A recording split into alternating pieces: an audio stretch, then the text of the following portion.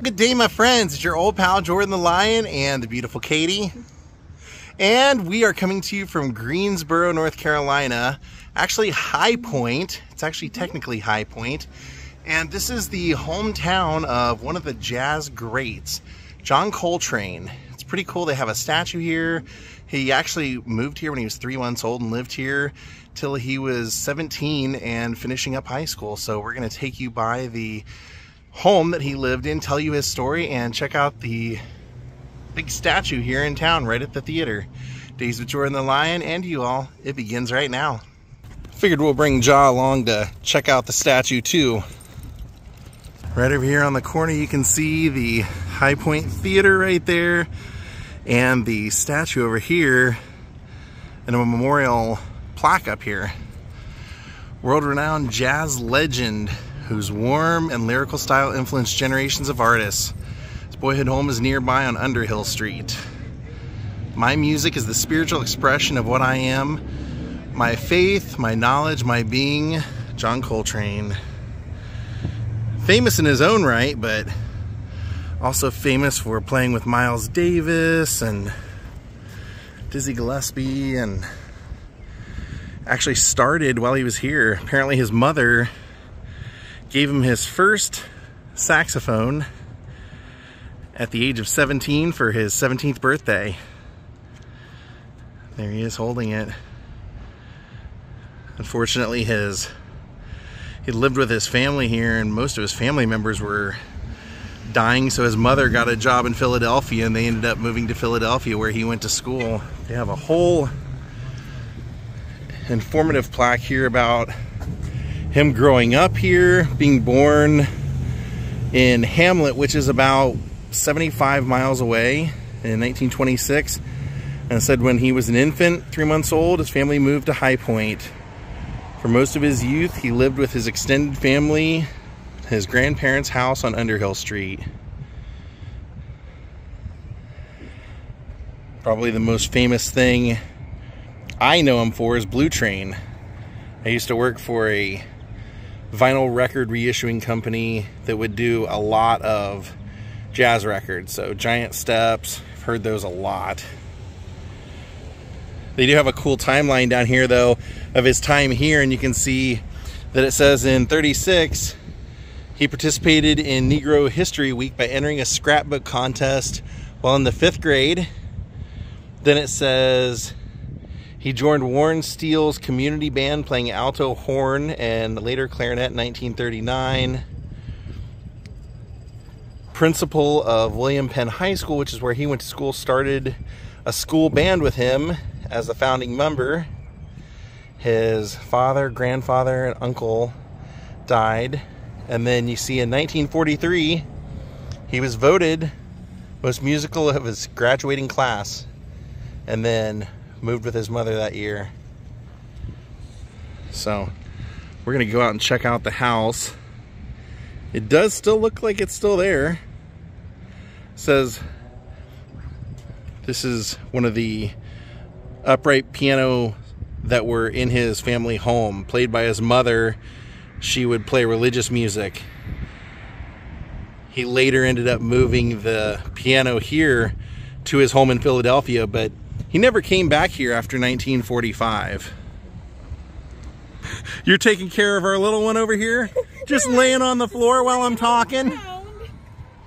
Kind of surprised over here they actually do mention, sometimes they kind of will brush past what their issues were in life, but it says right here he became addicted to heroin and alcohol. 1957, he overcame his heroin addiction. It says his music took on more spiritual aspect. Coltrane later wrote, I experienced by the grace of God a spiritual awakening which had led me to a richer, fuller, more productive life. And here, if you want to listen to his music, you can actually just push the buttons and listen to any one of those. It's a really fantastic statue of him. He sadly died, wasn't very old. He died at the age of 41 from liver failure, liver cancer.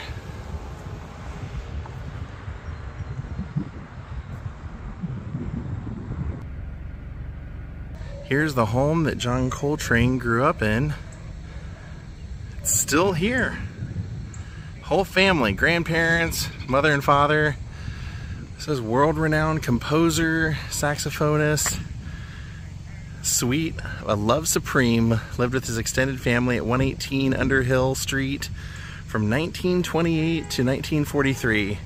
His family was headed by his maternal grandfather, Reverend W.W. Blair, who built the house. Reverend Blair was an ex-slave and outspoken activist who was elected to Chowan County Commissioner in 1896 and later became a presiding elder of the AME Zion Church in High Point. He led the citizen groups that lobbied successfully for additional schools for African American children. It says John Coltrane owed his stable upbringing and early musical education to his grandfather's efforts. So, wow. What I was able to read online was that it said his father and grandfather and grandmother all died within a couple of weeks of each other. So even though he and his mother loved living here, they just couldn't afford to, so she ended up going to Philadelphia. But said that he was known as a shy boy when he was in school. He was a sharp dresser. He was smart and mischievous. And one of his classmates said if he ever got caught, he was so funny and likable that he would never get in trouble. The other kids would get in trouble instead. He participated in playing music in the school and in the May Day festivities, and then in 7th grade he became a school patrol boy, helping other students navigate the difficult gully created with the recent lowering of the train tracks. So he would help kids get to school. It says during his free time he enjoyed roller skating with one of his friends, Franklin Brower. Unfortunately, in 1938 and 39, in the winter, that's when everything changed because his uncle died in 1940 and his mother and aunt took on work at the country club to help support the family because, you know, the other family members have already died. So he joined a community band in 1939, playing the alto horn, and later played clarinet. And then on his 17th birthday, his mother got him his own horn. He developed an interest in saxophone playing with Charlie Haygood, who was a restaurant owner here in town on Washington Street. By his senior year, he was voted most talented musically in his class. So he ended up going off to Philadelphia, joined his mother, and then went to school for music, and like I mentioned, got gigs with Dizzy Gillespie, and for several years was a really sought after horn player. Then ended up playing with Miles Davis for a couple of years, and then basically formed his own group and was going off and doing his own records. So it's kind of cool to see where really it all started. This is the house he would have lived in, where he grew up and would learn during these days how to play the saxophone.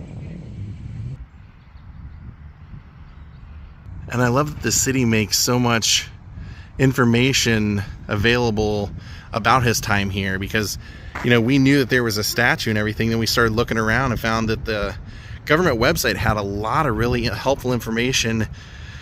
People that remembered him living here, classmates had told stories on there and things like that. So there it is, the childhood home of John Coltrane.